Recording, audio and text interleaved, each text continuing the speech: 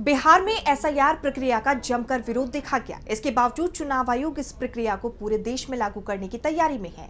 केरल में भी चुनाव आयोग की टीम एक्टिव हो गई है, लेकिन इससे पहले चुनाव आयोग इस प्रक्रिया को लागू कर पाता, केरल में इसका जबरदस्त विरोध देखा जा रहा है। हालात ये है कि राज्य के निर्वाचन आयोग की टीम ने केंद्रीय चुनाव आयोग से एसआईआर टालने की मांग कर दी। तो क्या हुआ है केरल में, जानेंगे इस रिपोर्ट में। चुनाव आयोग पूरे देश में एसआईआर की प्रक्रिया को लागू करने की तैयारी में है, लेकिन जिस तरह अलग अलग राज्यों में इसका विरोध देखा जा रहा है, ऐसे में मुश्किल नजर आ रहा है कि चुनाव आयोग पूरे देश में इसे लागू कर पाएगा। केरल में तो प्रक्रिया को लागू करने से पहले वापस लेने की स्थिति दिखाई दे रही है। खुद राज्य निर्वाचन आयोग की तरफ से केंद्रीय चुनाव आयोग को कहा गया है कि राज्य में एसआईआर को टाल दिया जाए।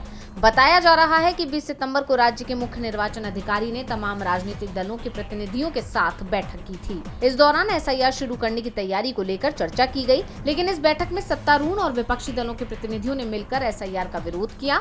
इस प्रक्रिया को स्थगित करने की मांग की। केवल बीजेपी ही इस प्रक्रिया के खिलाफ नहीं है, वरना लगभग सभी प्रमुख दलों ने इसका विरोध किया है। एसआईआर पर चिंता जाहिर करते हुए केरल प्रदेश कांग्रेस कमेटी के महासचिव एम लिजू ने कहा कि अगर 2002 की मतदाता सूची को आधार बनाया जाता है तो लगभग 50 लाख मतदाताओं के नाम मतदाता सूची से हटाए जाने का खतरा है। ये प्रति विधानसभा क्षेत्र में लगभग 20,000 मतदाताओं के बराबर होगा।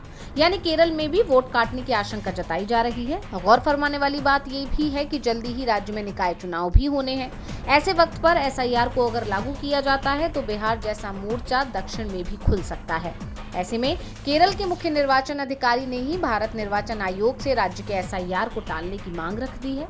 अब देखने वाली बात ये होगी कि केंद्रीय चुनाव आयोग अपना फैसला पलटेगा या फिर केरल में भी एसआईआर के खिलाफ मोर्चा खुलेगा। डीवी लाइव साउथ की रिपोर्ट।